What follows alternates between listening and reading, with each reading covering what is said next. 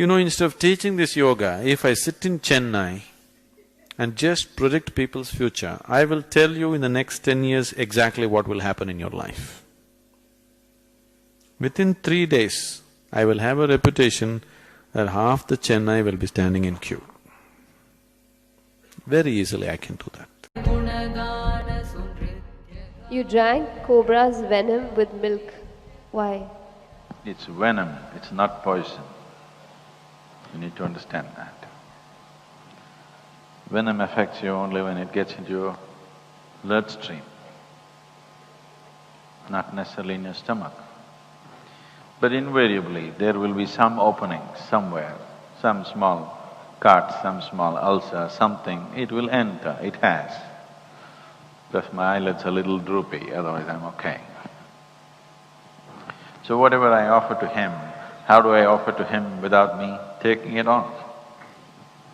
Venom worked out very well for me a long time ago. It took my life away, but it gave me something more precious than life. So venom did not work against me, venom worked for me, and it's continued to work for me. There are various aspects to it. My only concern is, if I speak about this, people will understand it in bits and pieces and take those bits and pieces and they may get bitten. Venom in small doses is very intoxicating. Too much of anything kills you. Even oxygen kills you, do you know this? Pongal can kill you. Too much pongal can kill you, believe me. To such an extent, it's sensitive to this extent that if I take a glass of water in my hand and just look at it in a certain way and give it to you, well-being will come to you. If I look at it another way and give it to you, you will fall sick tonight. This is no more superstition, this is science, isn't it? So is there any scientific evidence? There's substantial scientific evidence today about how the molecular structure of the water can be rearranged without changing the chemical structure, even with a simple thought or a touch. The problem is, your grandmother told you this, didn't she?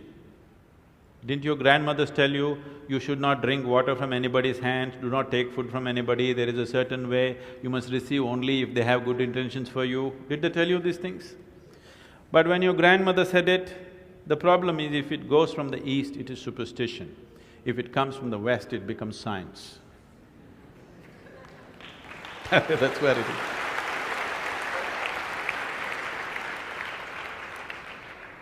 That has to change. Your generation of people, that's your responsibility to change that. That even if it goes from the east, if it is science, it's science. We have always known, but today modern science has done enormous amount of experimentation on this. Now they're saying water is a liquid computer. The volume of memory and intelligence it carries by itself. It is a liquid computer, this is what they're saying, it's a fluid computer. We have always known this. What is called as tirth, why for one drop of water people go and stand in a temple, is because it has the memory of the divine. You want to take that into your system. If the deity is powerful and the water has touched the deity, it has the memory of the divine, you want that to enter your system. But being in a pure space like this, it's a blessing. It is moved away from its natural condition. How it was when it was in its natural condition, how it is now, it is moved away. We can still eat it, it still nourishes us, even though it's dead. It still nourishes us, but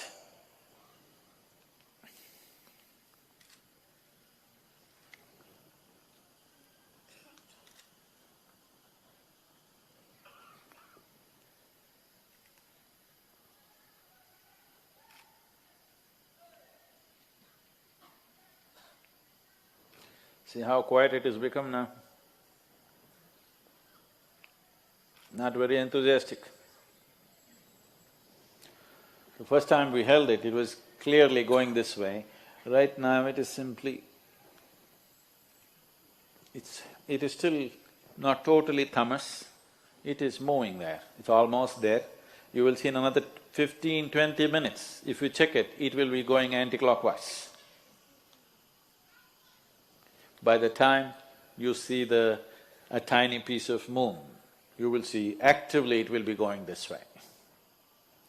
So if this was in your stomach right now, 7 o'clock, if you had your dinner and you were sitting here, this would be happening within you.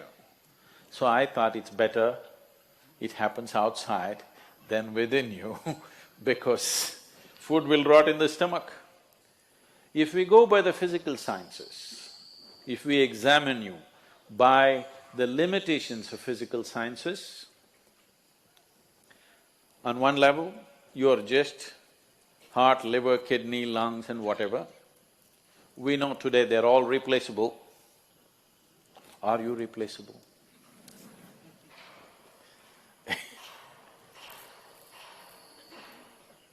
Let's see what's happening to the sambar. It's important, isn't it?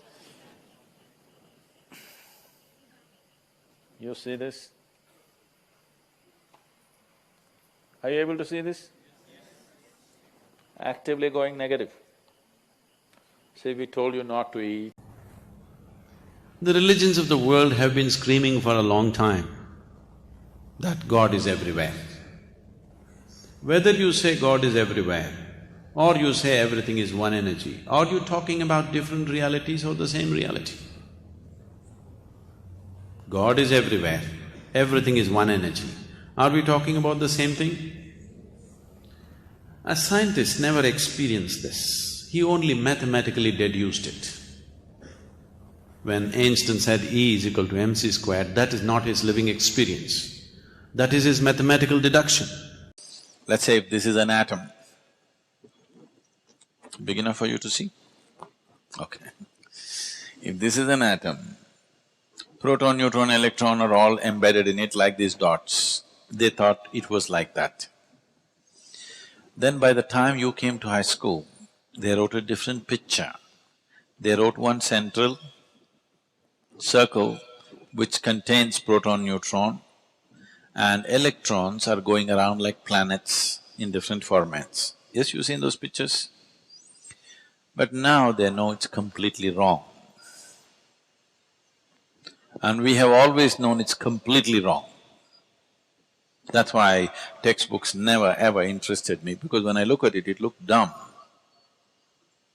This is what will happen.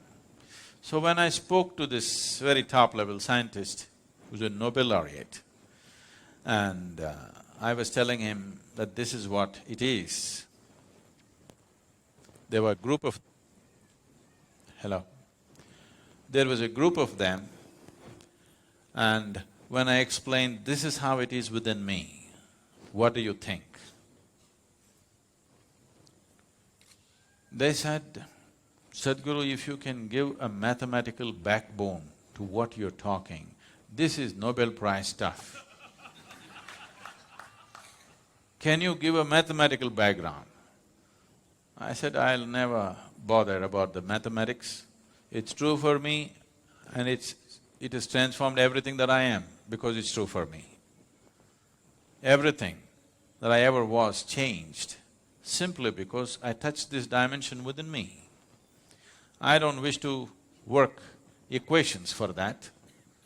And anyway, Nobel Prize wouldn't mean anything to me, I would be too embarrassed by such things. So, today modern science has admitted that it's an ever-expanding universe or an endless universe. Rather, ever-expanding is a yogic term, they are calling it an endless universe. There have been many yogis in the past who still are in some ways. They retain the subtlest part of their body intact and just let it be. Whenever they feel it's necessary, they are capable of recreating their old bodies. This is called as nirmanakayas. Such people are known as nirmanakayas who recreate their own body. Gautama, the Buddha, is supposed to be one of the nirmanakayas. There are many others who recreate their own body as it was then, a youthful body as they liked it. Maybe this is 100 years later, 1,000 years later, whatever number of years, because number of years is not at all the issue. But you can feel the body becomes far more buoyant in that water simply because of the sheer energy, because of the molecular arrangement has changed so dramatically because of the reverberation which is constantly on. We can create this in our own homes. I'm internationally acceptable way of making a Jivarasam. Have you seen the Jivarasam? So I'm designing and making a Jivarasam which will be internationally acceptable. Right now, what we're making in India is a very powerful Jivarasam, but there is a fetish in the world about certain substances, so we are making another kind of Jivarasam. A copper pot, a Jivarasam, a lamp on top of it. If you can put a flower or a leaf on it, it's fine. You put this in your house and consume this water on a daily basis. Most probably, it's not like a guarantee because there's so many other influences, but largely I would say, you will not get into chronic ailments. You have to catch a bug, that's different. But largely you will be free from body-generating ailments. Your attitude… In this culture they taught you, if you have to eat your food, first you bow down to it. You are not saying thank you to any god. Okay, please don't do this. If at all, if you want to thank somebody, thank that poor farmer who doesn't eat what he grows and gives it to you. We are not thanking any gods, we are not looking up and saying thanks for the daily bread, whatever. We are just bowing down to the food because we know how you treat the food, accordingly it behaves within you. Today, in that sense, there is no science which is a larger application except physics. There is no other science or even physics. There is no other science which is as largely applicable as yogic sciences. When we say time, in the yogic perception, which ultimately modern physics will come to someday, hopefully, is time is the basic aspect of creation. Because of time, there is gravity. Because of gravity, everything else. Right now, the problem with modern physics is they have reasonably understood the other forces, they're unable to understand what's gravity. Gravity is a consequence of time. It's not the other way round. Because there is time, there is gravity. The word time itself may not conjure that image in your mind. The Sanskrit word is correct, it's kala. Kala means two things, time and emptiness. Kali, not talking about the Devi. Kali means what? Empty. Kala means darkness, kala means time, and it also means emptiness. If you try to speak with little more personified context, we will call this Shiva. Darwin's theory of evolution. Darwin's theory of evolution is only 152 years old. Adiyogi spoke about this over 15,000 years ago. And then natural… But nothing comes into our understanding. As science explores more and more, it is only getting more confounded. The only reason why science is surviving is because it's throwing out useful technologies on the side. If that was not there, science is far more confused in 100 years of exploration than it ever was before. But that's a good sign. If they had made stupid conclusions, there would be one more religion. Science is confounded today. The top physicists in the world are saying, we not only do not know, we know we will never know.